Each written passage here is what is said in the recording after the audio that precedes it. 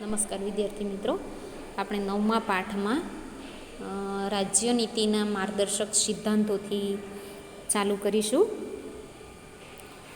રાજ્યનીતિના માર્ગદર્શક સિદ્ધાંતોનો સમાવેશ બંધારણના ચોથા ભાગમાં કરવામાં આવ્યો છે. આ તમે અહીંયા જોઈ શકો છો, ચોથા ભાગમાં કરવામાં આવ્યો છે. અને આ માર્ગદર્શક સિદ્ધાંતનો ઉદ્દેશ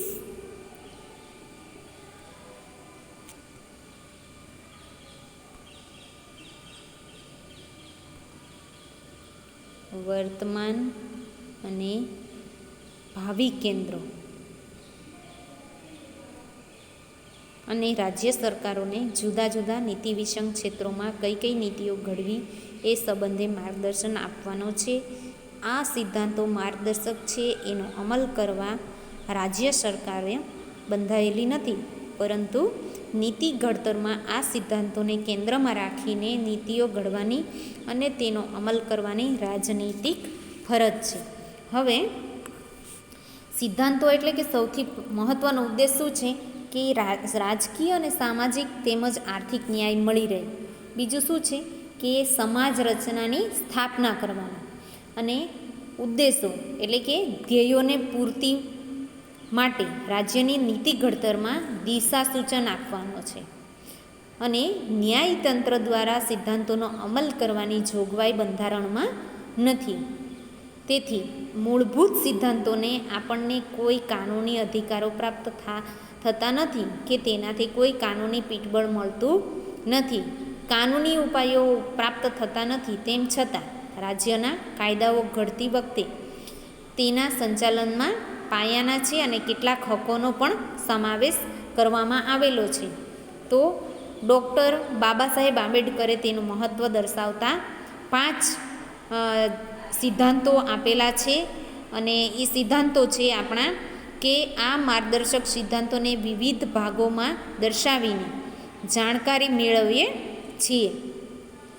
પહેલું છે કે આર્થિક નીતિઓ સંદર્ભે સિદ્ધાંતો, સામાજિક નીતિઓ સંબંધી સિદ્ધાંત, રાજકીય અને વિદેશ નીતિ વિષયક સિદ્ધાંતો, અને ચોથું છે શૈક્ષણિક અને સાંસ્કૃતિક નીતિઓ સંબંધી સિદ્ધાંતો, અને પાંચમું છે આરોગ્ય વિષયક નીતિઓ સિદ્ધાંત. હવે એની 5 સિદ્ધાંતોની આપણે વિસ્તારપૂર્વક જોશું. પહેલી છે આપણી જે આર્થિક નીતિઓ સંદર્ભે સિદ્ધાંતો. તો એમાં સૌથી પહેલાં શું છે કે સૌ નાગરિકનું મહત્તમ કલ્યાણ અને શ્રેય સંધાય એ રીતે સમાજમાં ભૌતિક સંસાધનોની નાની અને અંકુશનું વિતરણ કરવું. ત્યાર પછી છે સંપત્તિ અને ઉત્પાદનના સાધનો કોઈ ચોક્કસ સમૂહથી વર્ગોમાં કેન્દ્રીકરણ ના થાય એવી વ્યવસ્થા રચવા રાજ્ય પ્રયાસ કરશે. ત્રીજું શું છે તો કે પુરુષો અને સ્ત્રીઓને સમાન કામ માટે સમાન વેતન મળે એવા રાજ્ય પ્રયાસ કરશે. અને ચોથું છે કે કામના સ્થળે તમામ કામદારોનું આરોગ્ય જળવાય તેવી માનવીય પરિસ્થિતિનું સર્જન કરવું. અને સ્ત્રી, પુરુષો અને કુમળી વયના બાળકોનો આર્થિક મજબૂરીને કારણે આરોગ્ય કથળે એવા કામ ધંધા કે બિન આરોગ્યપ્રદ સ્થળોએ જોખમી કાર્ય કરવું પડે. ત્યાર પછી છે કે ઔદ્યોગિક એકમોમાં કામગીરીની સહભાગીદાર માટે રાજ્ય પ્રયાસ કરશે.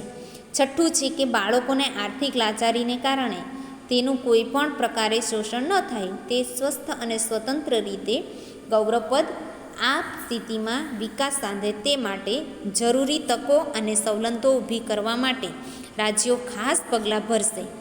સાતમું છે કે સ્ત્રીઓને પ્રસૂતિ સમયે જરૂરી પ્રજાઓ તથા રાહત પૂરી પાડવા કામદાર રાજ્યો વીમા ધારો, બોનસ ધારો, પ્રસૂતિ રજાનો ધારો, ગ્રેજ્યુએટી ધાર વગેરે કાયદાઓ માનનીય ધોરણ મળે તેવા ઉદ્દેશથી ઘડવામાં આવ્યા છે. આઠમું છે કે કૃષિ અને પશુપાલન આધુનિક અને વૈજ્ઞાનિક ધોરણે વિકાસ થાય તેવી વ્યવસ્થા કરવાનો પ્રયત્ન રાજ્ય સરકાર કરશે.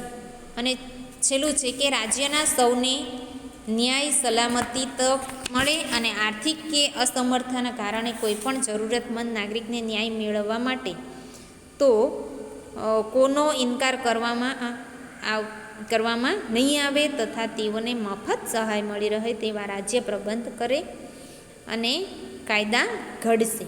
હવે ત્યાર પછી આપણો બીજો મુદ્દો આવે છે કે સામાજિક નીતિઓ સંબંધી સિદ્ધાંત, એટલે કે અનુસૂચિત જાતિઓ, અનુસૂચિત જનજાતિઓ, વંચિત સમૂહ જેવા સમાજના નબળા વર્ગોને શૈક્ષણિક અને આર્થિક હેતુના ઉત્કર્ષ માટે, એટલે કે રાજ્યએ વિશેષ પ્રયાસો કાળજીપૂર્વક કરવાના રહેશે, જેની સામાજિક અન્યાય શોષણ સામે તેનું રક્ષણ કરશે અને ભારતમાં રહેતા તમામ નાગરિકો માટે સમાન દીવાની કાયદા ઘડવા યુનિફોર્મ સિવિલ કોડ, એટલે કે ન્યાય વ્યવસ્થાનું સંચાલન કરીને સૌને ન્યાય મળી રહે એ રીતે રાજ્ય પ્રયત્ન કરશે અને લગ્ન વિચ્છેદ, ભરણપોષણ, સગીરો, દત્તક વિધાન, વસિયત વગેરેમાં એક સરખો દીવાની કાયદો ઘડીને સામાજિક ન્યાયની દિશામાં સરકાર પગલાં ભરશે. ત્યાર પછી ત્રીજું છે કે રાજકીય અને વિદેશ નીતિ વિષયક સિદ્ધાંતો.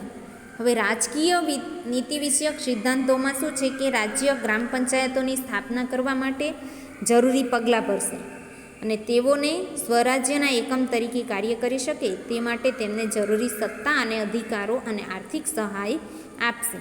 બીજું છે કે રાજ્ય સેવાઓમાં ન્યાયતંત્ર અને કારોબારીથી અલગ અને સ્વતંત્ર કરવા પગલાં ભરશે, જેથી ન્યાયાધીશો નીડર અને નિર્ભીક રીતે ન્યાય ચૂકવી શકશે. અને ત્રીજું શું છે કે આંતરરાષ્ટ્રીય સલામતી અને ઉન્નતિ માટે રાષ્ટ્રો વચ્ચે ન્યાયી અને માનપૂર્વક સંબંધો જાળવવા માટે આંતરરાષ્ટ્રીય કાયદાઓ અને સંધિઓને લગતી ફરજો પ્રત્યેનો આદર વધારવા અને આંતરરાષ્ટ્રીય મતભેદો અને તકરારી પ્રશ્નોનું લવાદ દ્વારા શાંતિમય અને નિરાકરણ લાવવાનો પ્રયત્ન રાજ્ય કરશે અને અગ્રિમ પ્રોત્સાહન આપશે.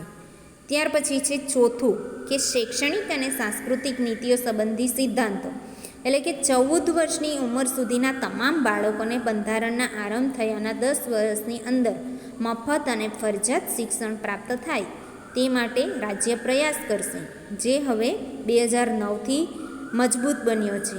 બીજું કે એમાં શું હોઈ શકે કે કલાત્મક અને ઐતિહાસિક મહત્ત્વના ધરાવતા સ્મારકો, સ્થળો, કલાકૃતિઓ, ઇમારતોનું પદાર્થનું યથાપ્રસંગ લૂંટફાટ, બગાડ, પ્રકૃતિ, સ્થળાંતર, નિકાલ કે તેનો નાશ થતો અટકાવવાનો અને રક્ષણ કરવાની રાજ્યની ફરજ રહેશે.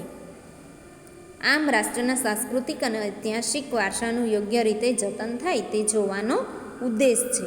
ત્યાર પછી છે પાંચમો, એટલે કે આરોગ્ય વિષયક નીતિઓ સંબંધિત સિદ્ધાંતો, એટલે કે લોકોનું આરોગ્ય અને પોષણનું સ્તર સુધરે એ માટે રાજ્ય પ્રયાસ કરે તથા જાહેર આરોગ્ય અને સુખાકારી વધારવાને માટે પગલાંને રાજ્ય પોતાની પ્રાથમિક ફરજોમાં ગણશે અને આરોગ્ય માટે હાનિકારક એવા કેફી પદાર્થો, પીણા, માદક દ્રવ્યો વગેરે પર રાજ્ય પ્રતિબંધ મૂકવાનો પ્રયાસ કરશે.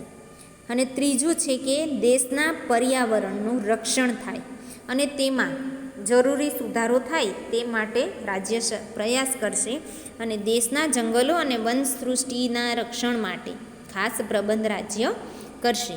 હવે કે કામદારોની કામના સ્થળે આરોગ્યપ્રદ વાતાવરણ પ્રાપ્ત થાય તથા નવરાશની પળોમાં સામાજિક અને સાંસ્કૃતિક વિકાસની પૂરતી તકો તેઓની પૂરી પાડીને માનસિક તંદુરસ્તી માટે મનોરંજનની સુવિધા મળી રહે તેવા પ્રયત્નો રાજ્યોની કરવામાં જણાવેલ છે. તો આમ રાજ્ય નીતિના માર્ગદર્શક સિદ્ધાંતોને સમાજ વ્યવસ્થા અને રાજ્ય વ્યવસ્થા ઊભી કરવાનો છે કે જેમાં શક્ય હોય તે એટલું જ સત્તાનું વિકેન્દ્રીકરણ થાય અને ધાર્મિક કે જ્ઞાતિ આધારિત ભેદભાવ રહિતની સમાજ રચનાનું સમતામૂલક, એટલે કે શોષણ મુક્ત અને કલ્યાણલક્ષી સમાજ વ્યવસ્થા અને અર્થવ્યવસ્થા સ્થાપવાનો ઉદ્દેશ છે.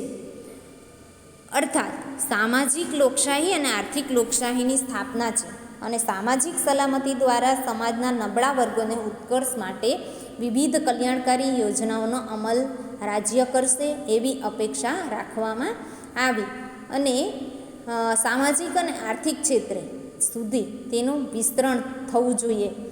શોષણ અને અન્યાય મુક્ત એવી સમતામૂલક ન્યાયી સમાજ વ્યવસ્થાનું સ્વપ્ન સાકાર કરવાની જવાબદારી રાજ્ય સરકારને શિરે મૂકવામાં આવી છે. હવે મૂળભૂત હક્કો રાજ્યની સત્તાને મર્યાદિત કરે છે, જ્યારે રાજ્ય નીતિના માર્ગદર્શક સિદ્ધાંતો રાજ્યની સત્તાને વિસ્તારે છે. હવે મૂળભૂત હક્કો અને રાજકીય લોકશાહી સ્થાપે છે, જ્યારે સિદ્ધાંતો સામાજિક અને આર્થિક લોકશાહી સ્થાપવાનું ધ્યેય ધરાવે છે.